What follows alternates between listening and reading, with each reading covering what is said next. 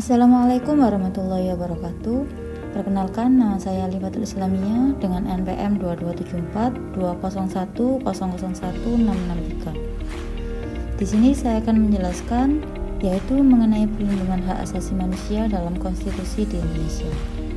Untuk menyelesaikan tugas mata kuliah Hukum Konstitusi dan dosen pengampu Bapak Ahmad Syukron SHMH. Pengertian hak asasi manusia. Apa itu hak asasi manusia? Jadi, hak asasi manusia adalah hak-hak dasar yang melekat pada setiap individu sejak lahir tanpa memandang ras, agama, jenis kelamin, status sosial, atau pandangan politik. Di Indonesia, perlindungan HAM dijamin oleh Undang-Undang Dasar Negara Republik Indonesia tahun 1945. Selanjutnya kita akan membahas mengenai dasar hukum perlindungan hak asasi manusia di Indonesia, yaitu sebagai berikut.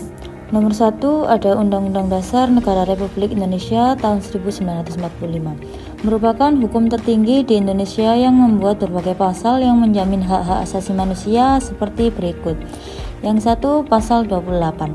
Setiap orang berhak untuk hidup, berkesenjangan, dan memiliki harta kekayaan, serta berhak untuk mempertahankan hidup dan kehidupannya.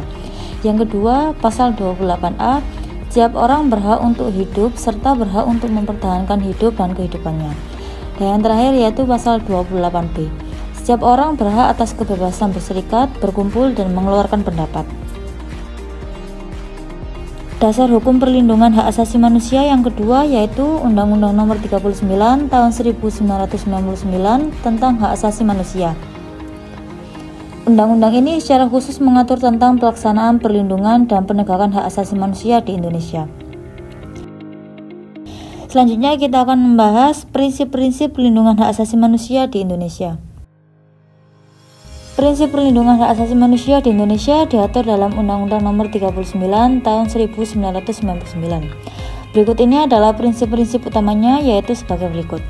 1. Universalitas. Hak asasi manusia berlaku universal bagi seluruh manusia tanpa terkecuali. Maksudnya semua orang memiliki hak yang sama tanpa terkecuali. Yang kedua, tidak dapat dicabut. Hak asasi manusia tidak dapat dicabut atau dihilangkan dalam keadaan apapun. Yang ketiga, kesetaraan. Semua orang memiliki hak asasi manusia yang sama. Dan yang terakhir yaitu tidak dapat dibagi-bagi. Hak asasi manusia merupakan salah satu kesatuan yang tidak dapat dipisahkan. Maksudnya semua hak memiliki status yang sama dan tidak dapat dipisahkan. Selanjutnya kita akan membahas mengenai tantangan dalam perlindungan hak asasi manusia di Indonesia. Meskipun telah diatur dalam konstitusi dan undang-undang, perlindungan hak asasi manusia di Indonesia masih menghadapi berbagai tantangan, seperti pelanggaran HAM.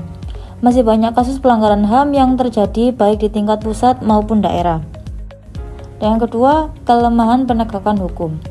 Jadi proses penegakan hukum terhadap pelaku pelanggaran hak asasi manusia seringkali berjalan lambat dan tidak efektif. Yang ketiga, yaitu kurangnya kesadaran masyarakat. Masih banyak masyarakat yang belum memahami pentingnya hak asasi manusia sehingga sulit untuk menuntut perlindungan. Selanjutnya yaitu upaya peningkatan perlindungan hak asasi manusia. Untuk meningkatkan perlindungan hak asasi manusia di Indonesia diperlukan berbagai upaya antara lain yaitu sebagai berikut. 1. Penegakan hukum yang konsisten dan tegas. Pemerintah harus konsisten dalam menegakkan hukum terhadap pelaku pelanggaran hak asasi manusia. 2. Peningkatan kesadaran masyarakat.